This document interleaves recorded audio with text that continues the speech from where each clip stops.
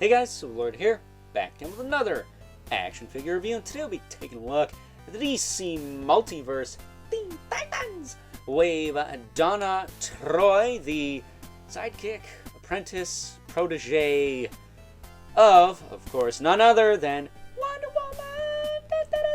Alright, that's enough of that. That said, this is of course brought to us by the fine folks over at McFarlane Toys, and I have to say, might be giving Nightwing a run for his money as far as being my second favorite figure of this wave. Raven is of course going to be numero uno every single day of the week. That figure is awesome, but this one, I'm not gonna lie, is a close second, even though I'm not too connected with good old Donna Troy here, aka Wonder Girl. At least one of a couple Wonder Girls. I think there was a different one in the Young Justice cartoon, right? That said, it should be worth noting that the old Donna Troy here hooked up with Aqualad at one point. The actual son of Aquaman, not the other Aqualad that is, I guess, the son of Black Manta that Aquaman adopts. I don't know, it's a complicated thing. Watch the Young Justice cartoon if you want more on that. And the Teen Titans cartoon while you're at it, because they're classics, they're awesome. That said, before I get too far ahead of myself, why don't we cut right to the chase and get to meat and taters of this review and take a look-see at all Donna Troy has to offer in terms of accessories, starting off with collectible trading card. There you go. That said, she also comes with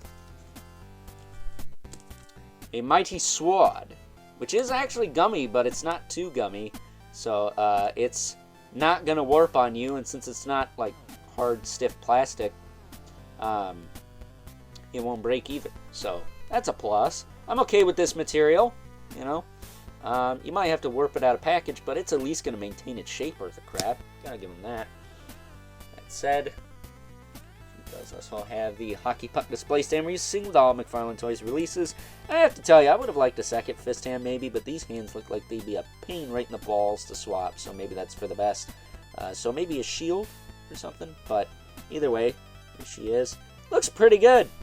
I don't think any of these parts are reused. She's got the, they were stars on the DC Classics one from Mattel. I don't know if there's stars going down her pant leg now, but she's got that going on right down the side of her legs.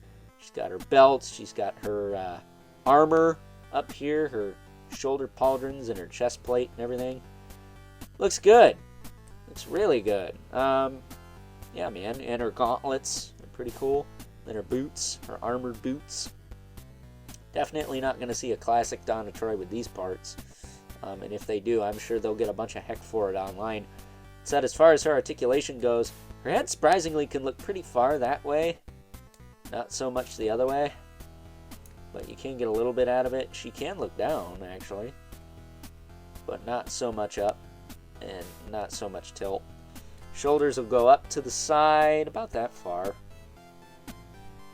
And you'll be able to rotate them forward and back, but not all the way around because of the pauldron there. It's not connected to the shoulder, and it's not on a ball joint, so you can't move it out of the way. But I don't know why you need to rotate an arm 360 anyways. That's kind of stupid. She does have a bicep twist, double elbow. That works pretty well. Still not a lot of Cliffs of Dover on this wave. She does have the ball hinge wrist, but this one I have going up and down, and then the other one I have going in and out. So, you know, that's the way, I like it, and that's the way it's going to stay. I'm not going to mess with that. You can rotate them, of course, but it is pain right in the nuts because of these gauntlets here. That's her torso. She can't crunch very far forward, unfortunately, or back. She can tilt a little bit and rotate a tiny bit. But not a lot of range out of that. You get a lot of your play out of the waist. I think like Raven, her belt might be separate. No, it's separate on the back, so yeah, I guess it is a separate piece. She can kick out, back down, forward and back. She got a nice buttocks, holy cow. She does have a thigh swivel, and she does have double knee. And that's about the worst cut in the whole wave, is this one right here. It's like that weird at an angle cut. But since we've been on a roll without doing the Cliffs of Dover little song I like to do, we're going to refrain from doing it here, despite the fact it's super tempting. That said, she does have a ball hinge ankle, so it can of course rotate up in the leg, as well as hinge, pivot, and then of course she has toe joints, but they're really tight. Don't really got to worry about those. And then on top of that, she does have wedges as opposed to straight up heels, so she's a little easier to stand than a figure with heels. Raven, I'm looking at you because she's got thick heels, but they're still heels. That gap can be a make or break situation. And when I say break, I mean break balance and fall flat on their face or their tuchus. But thankfully, the ladies have tuchus to fall on, unlike your boy who's got a flat slab for an arse. TMI, I know, but it's my channel, sucker.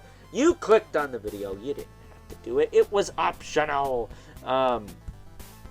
So I guess with that being said, before I dig myself a deeper hole, why don't we move right along and take a look at some size comparisons.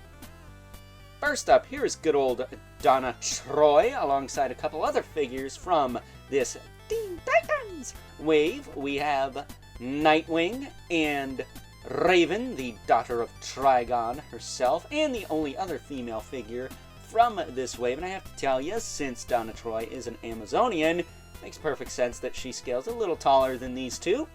So getting them out of the way here.